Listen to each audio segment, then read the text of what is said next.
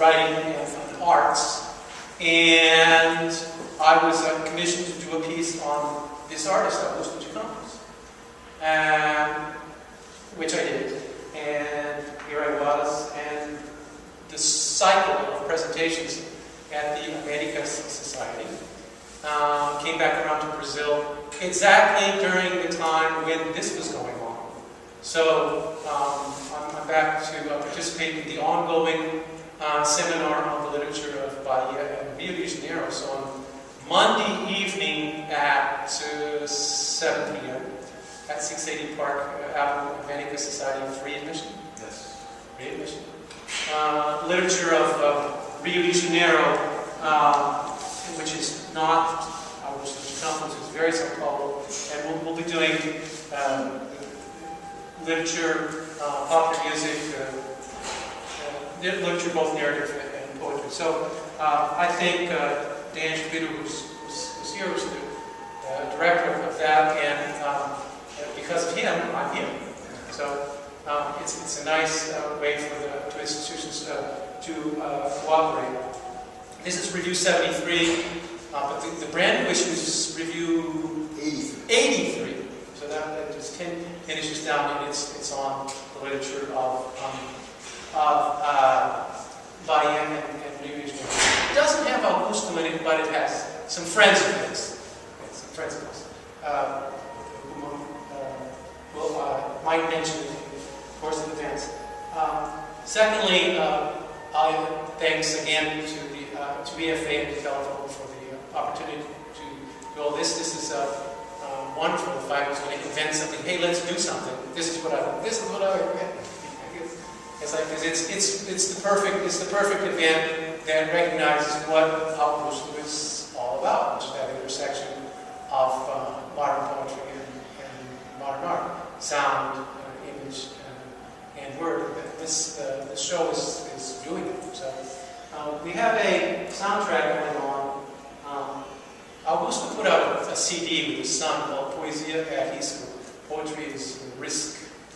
And of course, I had it, and I said I'm going to bring it as a soundtrack for this evening. And I looked for it for 3 days in my house, in my car, and in my office, and I didn't find it.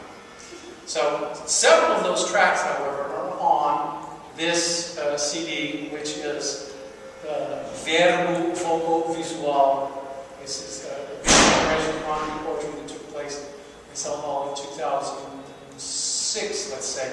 And so a lot of those tracks are on this CD. The good news is that it's also online at www.poesiaconcreta.com. And there's a music link, and you can read down to see which are the ones that it was based on his work.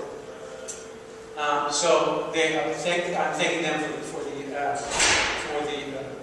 musical inspiration for all this. Also, I would like to reiterate the thanks to the Ruth and Martin Sacramento visual company poetry down in Miami Beach, who lent stuff. See, in fact, you went there, right? I did. And you said, wow. Wow. It is an amazing place. It is true. It is an amazing place. If anybody is going to Miami, you should contact me. They have originals of Mullen Bay and stuff like that. It's just mind-blowing. And, hey, we just started. They have lots of Augusto de Campos and his brother, Augusto de Campos, and Dennis and other folks.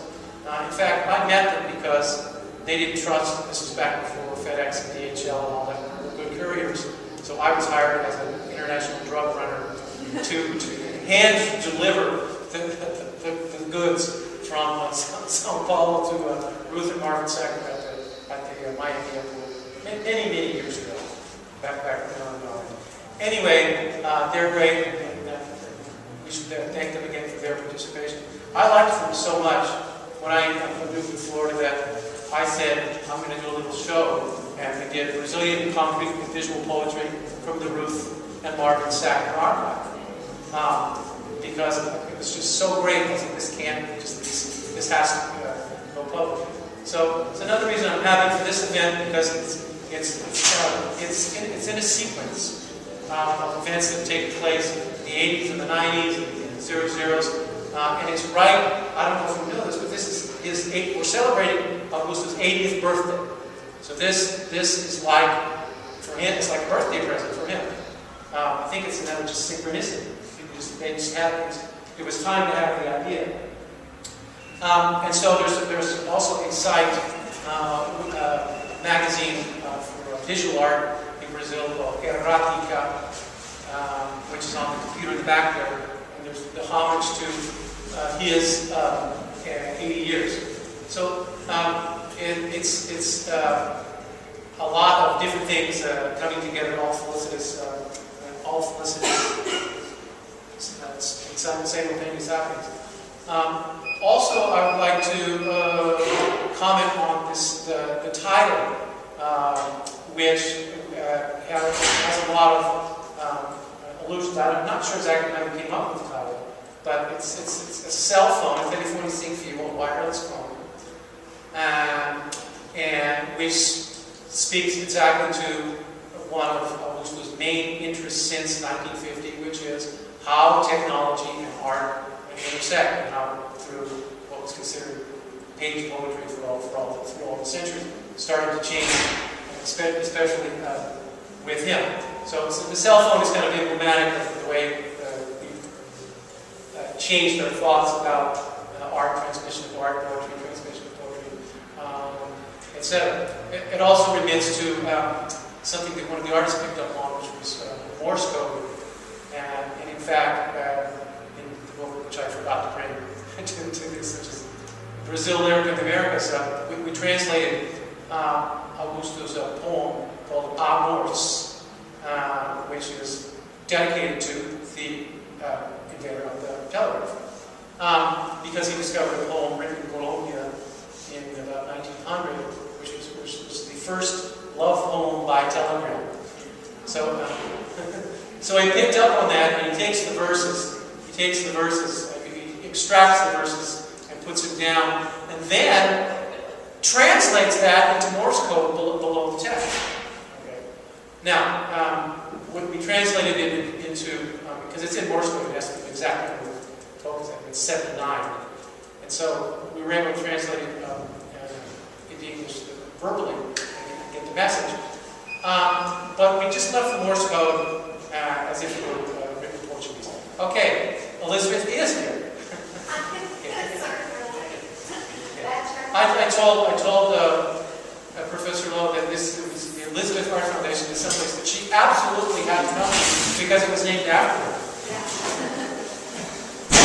So that's the very felicitous choice of title for what's going on. Now the word things, of course, is from one of his writings in the 50s when he started trying to explain to people what this thing was all about. And that also relates to Sartre and his essay on what's the difference between poetry and prose. And also, especially the idea of things being tactile. And Augusto was the artist, maybe not certainly in Brazil, probably all of Latin America, maybe even all the Americas, who first translated things tactile into things poetic. So there's always thinking, how can I take this to some other? We have our 5 senses. How can I touch some other sense relating, putting words in new and different circumstances? And the very first thing he did was with that color, with that piece over there, is the orange and the blue were gators, and the colors of the University of Florida are orange and blue. He didn't know that when he was doing that piece. Orange and blue, so he said, well, let's do color.